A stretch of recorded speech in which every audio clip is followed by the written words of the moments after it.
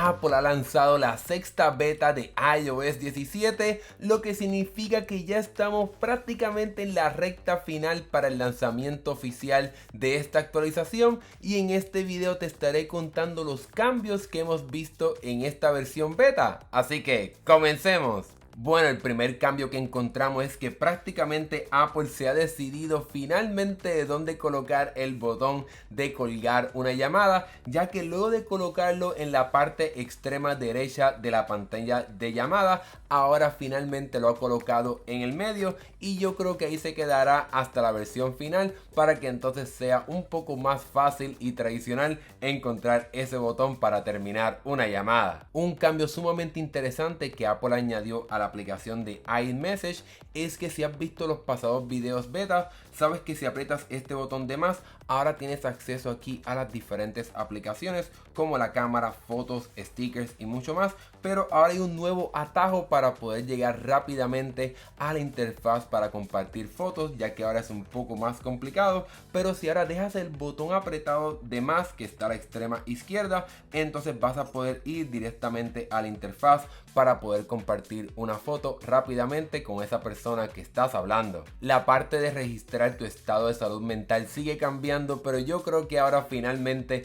Apple ha llegado a la parte final de este diseño, y es que cuando vas a añadir cómo te sientes en el día o un momento, ahora tenemos un diseño mucho más refinado comparado con la pasada beta. Ahora tenemos mucho más anillos, las animaciones, por lo menos a mis ojos, se ven un poquito más pulidas y con mejor definición comparado con la pasada versión. Y si entonces nos movemos a la parte de la izquierda, que estás pasándola mal, pues vemos ahora muchos más anillos, vemos como el diseño tiene como unos reflejos, parece como cristal, realmente se ve muy bonito. Y entonces cuando nos movemos a la extrema derecha, que sería que la pasé muy bien, que parece como una pequeña florecita, pues ahora tenemos muchos más anillos, un diseño un poquito más pulido para que esta interfaz se vea excelente una vez entonces llegue la versión final de iOS 17. Apple también ha creado una foto de bienvenida cuando entonces abras la aplicación de fotos, contándote entonces cuáles son las nuevas funciones que estarán disponibles con iOS 17.